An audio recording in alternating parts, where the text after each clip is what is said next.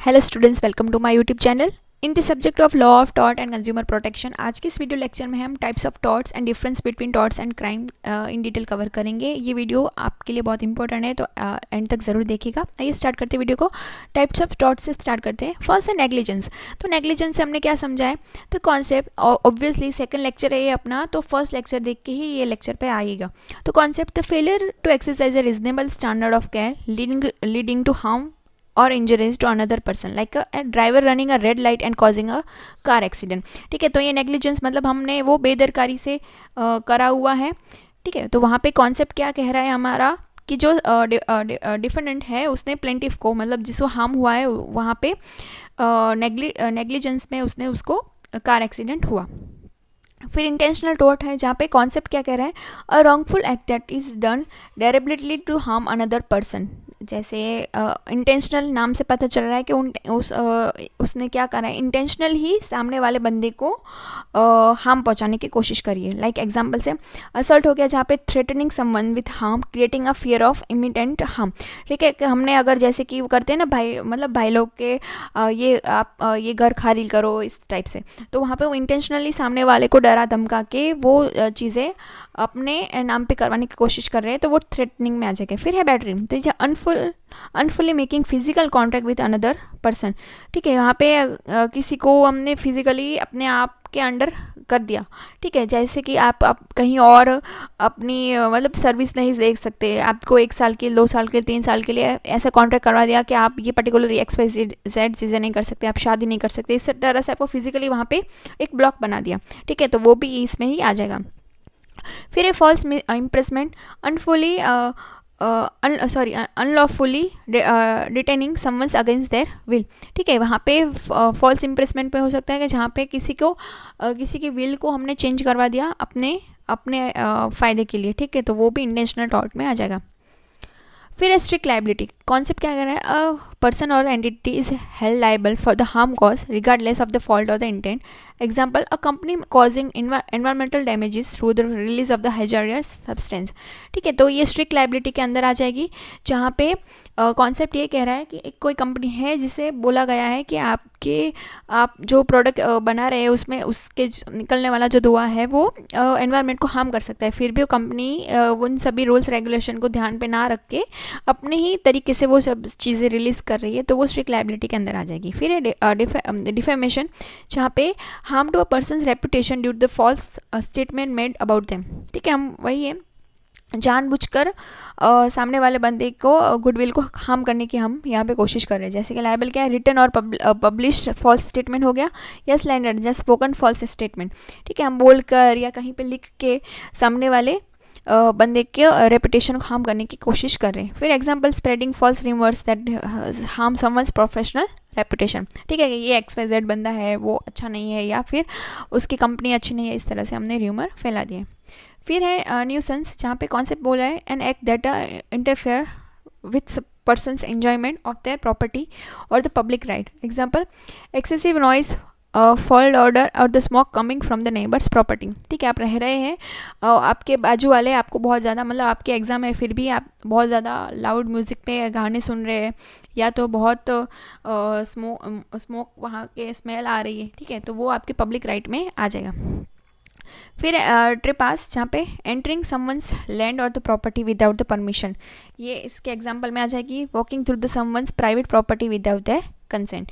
ठीक है, अगर हम किसी की प्राइवेट प्रॉपर्टी में एंटर कर रहे हैं तो उसकी कंसेंट होना बहुत ज़रूरी है। अगर हमने ऐसे ही एंट्री मारी है तो वो लीगली आप पे एक्शन ले सकते हैं। फिर प्रोडक्ट लाइबिलिटी में आ जाएगा, जहाँ पे defective car's brake system leading to an accident. ठीक है, अगर यहाँ पे जो मैन्युफैक्चरर है या जो सेलर है उसकी रिस्पॉन्सिबिलिटी आ जाएगी कि उसने अगर कार सेल करी है तो उसकी सब स्पेशली ब्रेक वगैरह सब चीज़ें सही हो वो देखना, उसके बाद ही सेल करना।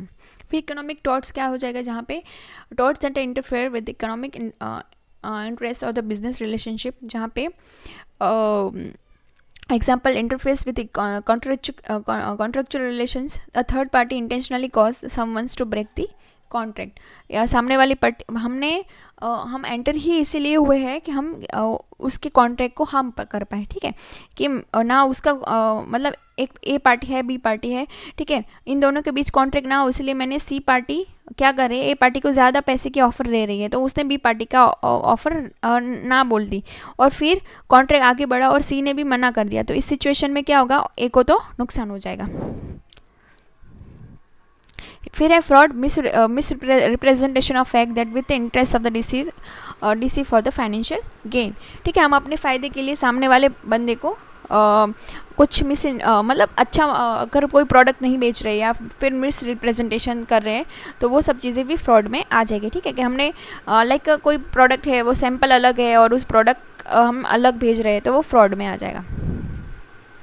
फिर विकेरियस लाइबिलिटी, जहाँ पे कॉन्सेप्ट बोल रहा है कि holding an employer liable for the action of the employee if those actions were within the scope of the employment. Example, a company being held responsible when the employees cause an accident while driving a company's vehicle, ठीक है, हम बोलते हैं ना कि यार मतलब company का व्हीकल मतलब वो कंपनी की गाड़ी है और उसकी वजह से और उस ड्राइवर की वजह से किसी को हार्म हो गया, एक्सीडेंट हो गया, तो वो कंपनी वो जिसको हार्म हुआ है उनको पैसे देगी, ठीक है, तो वो विक्रियस लाइबिलिटी में आ जाएगी। फिर लॉस ऑफ द कंसोर्टियम, जहाँ पे claim made by the spouse और the family member who suffer due the loss of the companionship और the support because of the tortious injuries to their loved one. Example, a person's spouse is severely injured in an accident affecting the quality of their relationship, ठीक है, जहाँ पे हम claim कर सकते हैं, spouse या फैमिली मेम्बर क्लेम कर सकते हैं कि उन्हें कंपनसेशन मिलना चाहिए, ठीक है, जो उनका जिसको नुकसान हुआ है, मतलब घर में कमाने वाला जो बंदा एक ही है और उसको इंजरी हुई है तो वहाँ पे उसके स्पाउस या उसके फैमिली मेम्बर उस सामने वाले पार्टी से लॉस के लिए क्लेम कर सकते हैं। डिफरेंस क्या है टॉर्ट एंड क्राइम में, हमने इतना देखा टॉर्ट के बारे में, तो और आपको लगेगा कि दोनों क्राइम जैसा ही पार्ट है लेकिन थोड़ा मतलब अलग है, तो किस नेचर से अलग है, नेचर ऑफ द रॉन्ग क्या है। टॉर्ट में इज अ सिविल रॉन्ग है कमिटेड अगेंस्ट एन इंडिविजुअल और entity that result in harm और injury, it typically involve private dispute हो जाएगा बिटवीन द इंडिविजुअल और organisation. Tort law seeks to compensate their victim for their harm suffer, जबकि यहाँ पे crime में is a wrongful act है जहाँ पे हम जो consider an offence against the society और द स्टेट, जहाँ पे criminal law seeks to punish the wrongdoer to detect their others from the committing the similar offences, ठीक है, यहाँ पे सिविल रॉन्ग हो जाएगा, ये रॉन्गफुल एक्ट ही हो जाएगा जो हम सोसाइटी एंड स्टेट के लिए कह रहे हैं, और यहाँ पे ये प्राइवेट की बात करें। फिर पार्टीज इन्वॉल्व कौन सी होगी टॉर्ट में, जो इंजर्ड पार्टी है वो जो है प्लेंटिफ एंड जो रॉन्ग डूअर है जो है डिफेंडेंट, वो अपने कंपनसेशन के लिए लड़ रहे। और क्राइम में होगा गवर्नमेंट, जहाँ पे represent by the state prosecutor of the district attorney bring to the case against the defendant जो है अक्यूज्ड, ठीक है, जिसको सज़ा दिलवानी है, ठीक है, तो पनिशमेंट के लिए हमने वहाँ पे कर रहे हैं।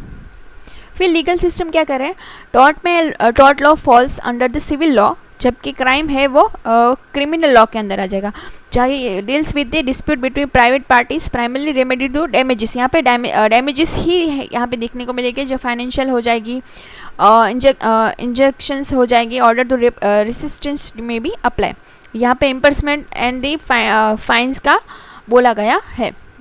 पर्पस क्या है टॉर्ट का, tort law is a compensate that the victim for the harm suffer and the restore them as much as possible to the position they were in before and wrongful act occur, ठीक है, तो यहाँ पे compensate की बात करी गई है, क्राइम में पनिशमेंट की बात करी गई है। It also aim to protect society and maintain the public order.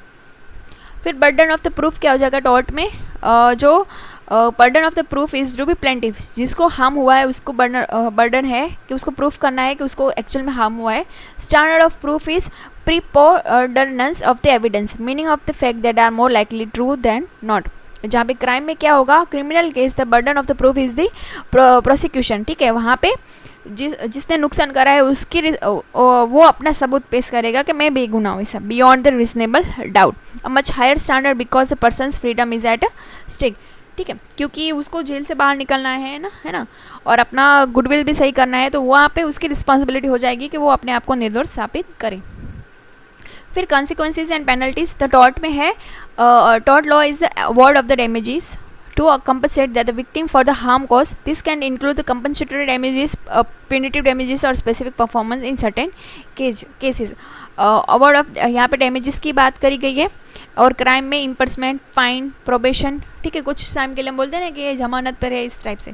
The primary goal is to punish the wrongdoer and deter future criminal behaviour. ठीक है, वो क्रिमिनल बिहेवियर सबको कंट्रोल करने के लिए क्राइम में पनिशमेंट दी जाती है. फिर एग्जांपल्स टॉर्ट के नेग्लिजेंस हो गया. ठीक है, हम जैसे ट्रैफिक रूल्स नहीं फॉलो कर रहे हैं, डिफामेशन, ठीक है, किसी की फॉल्स स्टेटमेंट मतलब र्यूमर्स फैला रहे हैं, किसी के रेपुटेशन को डैमेज कर रहे हैं. बैटरी हो गई जहाँ पे फिजिकल हार्म पहुँचा रहे हैं. Offensive touching of someone's without consent. ठीक है, स्पेशली किसी गर्ल को हम विदाउट उसके परमिशन हम किसी को टच करें, जैसे कि रेप केसेस वगैरह में आ जाती है वो सब चीज़ें. फिर क्राइम थेफ्ट की बात करें हम, stealing property for the another person हो गया, असॉल्ट हो गया, इंटेंशनली कॉजिंग हार्म और threatening harm to another person, and murder हो गया. ठीक है, अनदर पर्सन को हम किसी पर्सन को unlawful killing of another person with the intent. Difference भी आप एक बार वीडियो पॉज करके अच्छे से पढ़ लीजिए कि क्या लिखा हुआ है. ठीक है, तो आई होप से इस वीडियो से आपको हेल्प मिली होगी. Thanks for watching.